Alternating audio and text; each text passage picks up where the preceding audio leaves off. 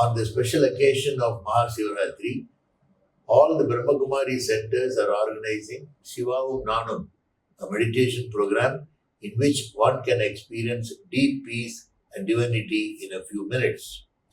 The Brahmakumaris have done 1008 hours of meditation for the last 6 months to make the experience room very powerful. I request all of you to visit the Brahmakumaris meditation centers on those days, February 14, 15, 16, and personally get the blessings of Lord Shiva. Thank you.